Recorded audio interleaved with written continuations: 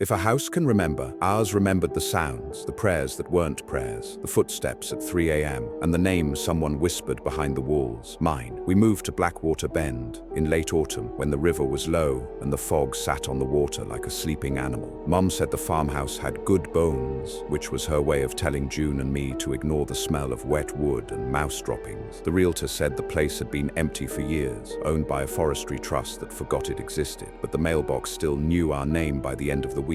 Mercer, stenciled in black letters on a dented tin door. The first night, a barge horn moaned from the far channel. The second night, something tapped behind my bedroom wall, slow and patient, like a fingernail keeping time. We met Marla Kincaid on the third day, when June and I were dragging a rotten porch swing to the burn pile. Marla stepped through our gate like she'd always had a key to it. "Welcome," she said, voice smooth, eyes unreadable. Her grandson, Rory, hovered behind her, hands stuffed deep in his hoodie. "You'll hear the bend," she added, as if that was a blessing. "It talks?" June asked what it said. Marla's smile thinned. "Depends who's listening." Inside, the staircase's newel post was carved into a spiral, a perfect nautilus. When I pressed my palm to it, I felt a cool vibration, like a low chord from a cello. June said I imagined it. That night, I dreamed a spiral staircase sinking under black water while a woman counted backward from 13. The tapping returned, measured and slow, from inside my bedroom wall. I mapped it with chalk. 7 taps, pause, 5 taps, pause, 3. I recorded it on my phone and ran it through a metronome app. 60 beats per minute, exactly. A heartbeat for a house. Mom posted a note on the fridge. No one crosses the marsh line after sunset. She'd found coyote scat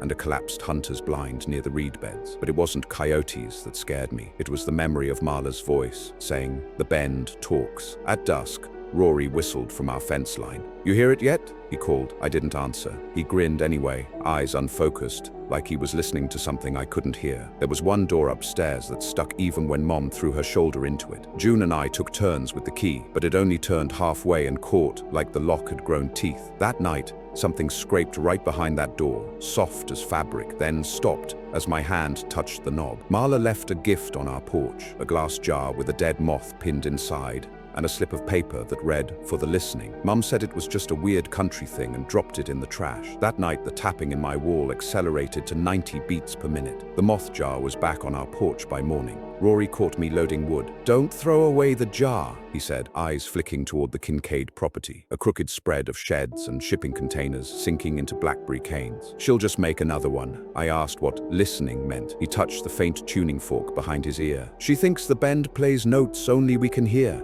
The house remembers them. It gets hungry." I woke to voices downstairs. Not Mom, not June. A woman counting backward again. 13, 12, 11, layered with a hum like electricity. The count stopped at 8. My phone recorded nothing except a low room tone. At 8 a.m., June found damp footprints on the kitchen tile leading from the back door to the stairs. They were small, bare. The key turned all the way on the 6th try. The door opened to a room that didn't smell like the rest of the house. It smelled like rose water and starch. Inside, a vanity with a 3-panel mirror, a sewing mannequin, and a faded book on a pedestal. Acoustical Rituals of the Estuary. June snapped a photo. In the reflection, the room looked the same, except the vanity stool had been pulled out, crooked, as if someone had just stood. The book was a handmade manual. Diagrams of river bends, instructions for tuning rooms with bowls of water and black candles. One page was dog-eared. Accounting keeps it open. Begin at 13, end at 8. June whispered, "Like your voice last night." I hadn't told her about the counting. Friday night, lights burned on the Kincaid property. 5 figures sat in a circle in their yard,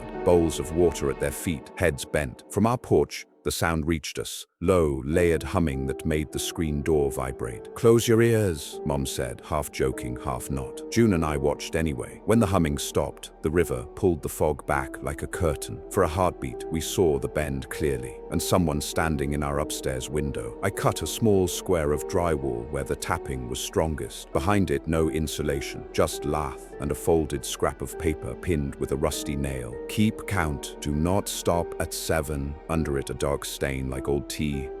Rory hopped our fence after midnight. I met him in the yard. "She'll try the door," he said, eyes shining. "Don't open it if she counts." I asked who she was. He didn't say Marla. He said, "The one the house holds." June's camera flashed in the upstairs hall. When I looked up, the hallway lights flickered, and a black shape seemed to draw itself along the baseboards, as if ink were seeping through the wood grain. The counting started earlier, 13, 12, 11, and this time June heard it too. We sat with our backs against the locked room door, hands clasped. At 9, the knob turned once. At 8, the door shuddered inward against my shoulder like someone leaned, waiting. Mom took us to the old ferry landing at dawn to reset. Rotting pilings stood like black teeth out of the grey water. "Places remember," she said softly, almost to herself. "But we don't have to feed the memory." Behind us, someone whistled the counting rhythm, slow even. When we turned, Marla stood on the gravel, smiling like a teacher grading us. "You've opened the room," she said. "It's polite to invite your guests to speak." Rory slipped me a small metal fork. "Strike it," he said. I did. The note rang clear,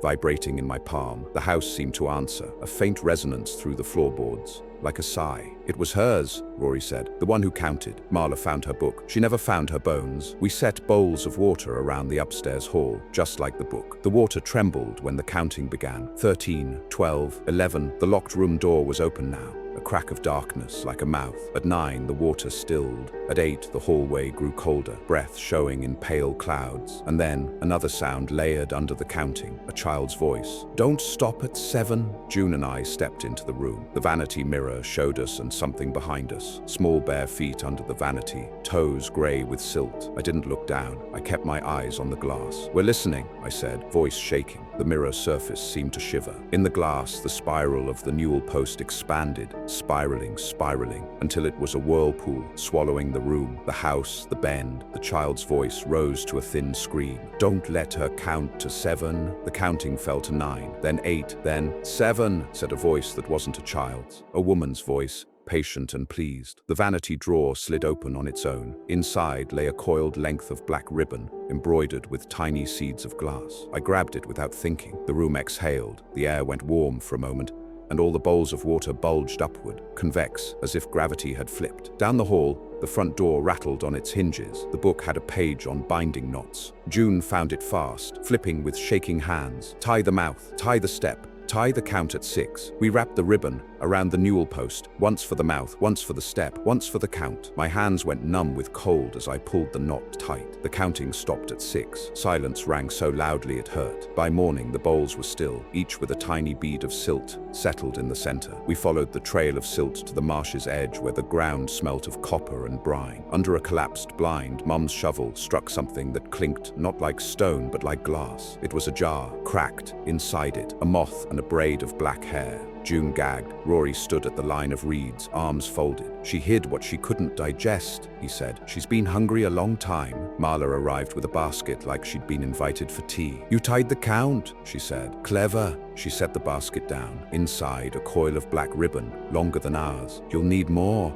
Mum squared her shoulders. "We're done playing your games." Marla tilted her head. "The house isn't a game. It remembers who fed it and who starved it." As she turned away, I saw a line of scars at the base of her skull, small and neat, like a surgeon's stitches. We burned the braid at dusk. The smoke smelled sweet and wrong. From the house, the tapping began again, but softer, like rain starting on a roof. 13, 12, 11, 10, 9, 8, 6. The count skipped 7. The river's fog lifted in a long, clean breath.